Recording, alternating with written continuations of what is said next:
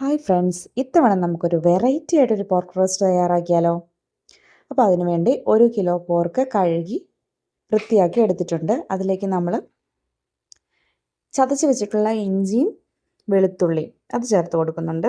അതോടൊപ്പം നമ്മുടെ മെയിൻ ഇൻഗ്രീഡിയൻ്റായ പച്ചക്കുരുമുളക്, നമ്മൾ പച്ചക്കുരുമുളക്, ഫ്രഷായ കുരുമുളക് എടുത്തിട്ടുള്ളത് അത് നന്നായി ചതച്ചത് ഇട്ട് കൊടുക്കുന്നുണ്ട്. ഒരു 5-6 തിരി കുരുമുളകില്ലേ, അത്ര ഇട്ട് കൊടുക്കുന്നുണ്ട് കേട്ടോ.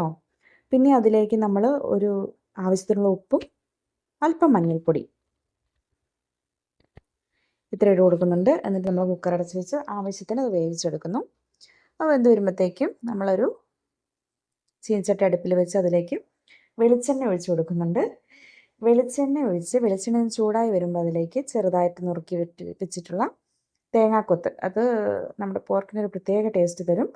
അത് ഇട്ട് കൊടുത്ത് അതിൻ്റെ ഒപ്പം തന്നെ നമ്മൾ ബാക്കി ഉണ്ടായിരുന്ന ചതച്ച് വെച്ച വെളുത്തുള്ളി, ഇഞ്ചി, അതുപോലെ പച്ചമുളക് നടുകെ കീറിയത്, ഒരു തണ്ട് കറിവേപ്പില, ഇതെല്ലാം ഇട്ട് നല്ല രീതിയിൽ റോസ്റ്റ് ചെയ്ത് കൊടുക്കുക. നന്നായിട്ട് മൂപ്പിച്ചെടുക്കുക. അതിൻ്റെ കളറൊന്ന് മാറി വരുമ്പോഴത്തേക്കും നമ്മളതിലേക്ക് 2 സവാള വളരെ നൈസായിട്ട് അരിഞ്ഞിട്ടുള്ളത്, വളരെ തിന്നായിട്ട് അരിഞ്ഞിട്ടുള്ള സവാള കൂടി ചേർത്ത് കൊടുക്കുന്നുണ്ട്.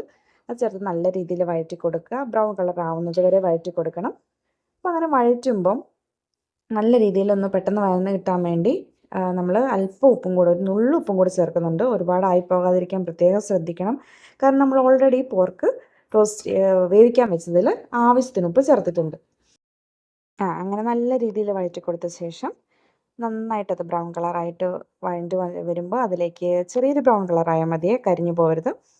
നമ്മൾ അതിലേക്ക് മസാലപ്പൊടികൾ ചേർക്കുകയാണ്. മസാലപ്പൊടികളായിട്ട് ഞാനിവിടെ മെയിനായിട്ട് ഒരുപാട് മസാലകളൊന്നും ചേർക്കുന്നില്ല. മെയിനായിട്ട് ഒരു 3 ടേബിൾ സ്പൂൺ അളവിൽ പോർക്ക് മസാല, പന്നിയിറച്ചിയുടെ തന്നെ മസാലയാണ് എടുത്തിട്ടുള്ളത്. നമുക്ക് മാർക്കറ്റിൽ വാങ്ങാൻ കിട്ടും, പല ബ്രാൻഡിൻ്റെ കിട്ടും. അതെടുക്കുക. അതോടൊപ്പം അല്പം മഞ്ഞൾപ്പൊടി, അല്പം മാത്രം മുളക് പൊടിയും ചേർത്തിട്ട് നല്ല രീതിയിൽ ഒന്ന് മൂപ്പിച്ചെടുക്കുക.